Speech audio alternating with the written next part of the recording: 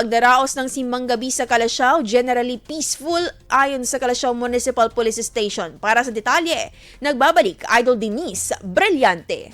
104.7 IFM. Report!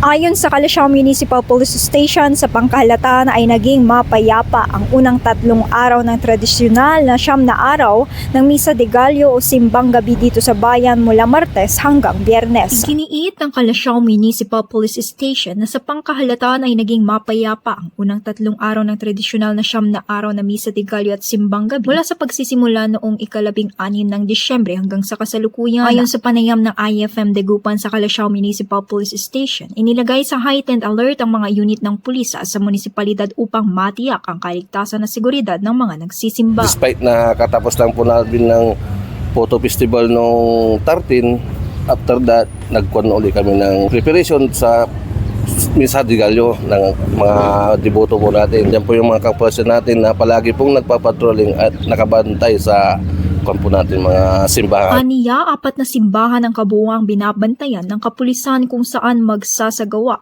ng tuloy-tuloy na pagpapatrolya sa buong 9 na araw ng Simbang Gabi at Misa de Gallo. Dagdag dito, bukod sa mga kawatan ay mahigpit ding binabantayan ang mga kabataan na nagsisimba, lalo na sa pagsunod sa pinatutupad na curfew tuwing alas 10 ng gabi. Samantala, nagbigay naman ng paalalang himpilan sa mga magsisimba na mag-ingat sa mga kawatan, lalo na sa matataong lugar. Unang-una po, yung gaya ng sabi ko po, pag nagsisimba po tayo is huwag na po tayo magsuot po ng maraming alas para huwag natin bigyan ng opportunity chance yung mga magnanakaw. At saka yung mga kabataan po, pag is iwasan na po natin yung mga gulo-gulo na wala namang may dulot sa ating kabutihan po sa atin lahat. Kasama mo mula rito sa IFM News, Dagupan nito si Idol Denise Brillante, Tatak, IFM.